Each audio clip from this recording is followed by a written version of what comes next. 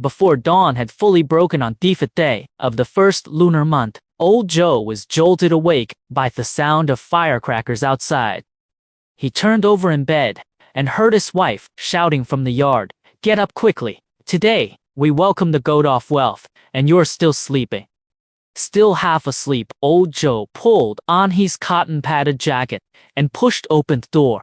The cold air rushed to meet him, and the yard was covered with a thin layer of frost that had, philandering the night. His wife had already thrust the broom into his hand. "Sweep the yard clean. If the god of wealth comes, there won't be any place for him to set foot."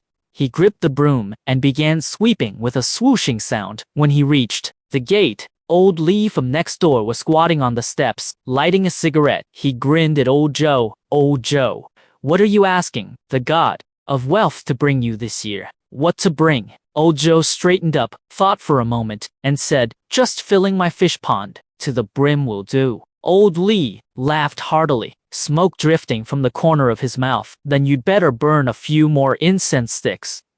As the sun rose, the sound of firecrackers in the street never ceased. Old Joe changed into clean clothes and moved the offering table to the center of the main hall. His wife brought out a plate of apples, a plate of peanuts, a plate of New Year rice, cakes, and a bowl of steaming hot dumplings. "Where's the incense?" she asked. Old Joe patted all his pockets, then ran into the inner room to rummage through drawers.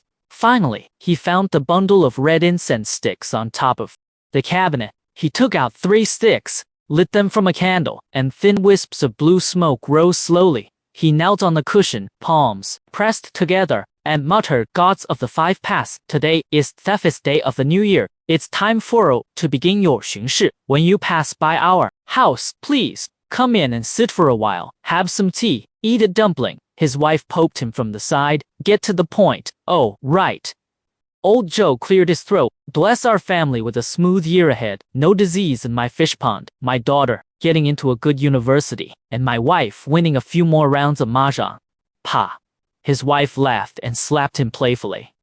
"The first part was fine, butted back that last sentence." Old Joe chuckled, then inserted the incense sticks into the burner. The blue smoke curled upward, drifting out of the main hall, floating over the courtyard wall, and dissolving into the clear blue sky. Suddenly, he remembered his grandfather kneeling on the same cushion, muttering prayers like this. Back then, the family was poor, and Grandpa prayed not to go hungry. Later, it was his father's turn, praying not to be in debt. Now it was his turn, and he prayed for things to be even better. Suddenly, a burst of firecrackers sounded at the gate, the popping so loud it hurt his ears. Old Joe craned his neck to look. It was set off by old Lee next door. Red paper scraps exploded all over the ground like a layer of red carpet.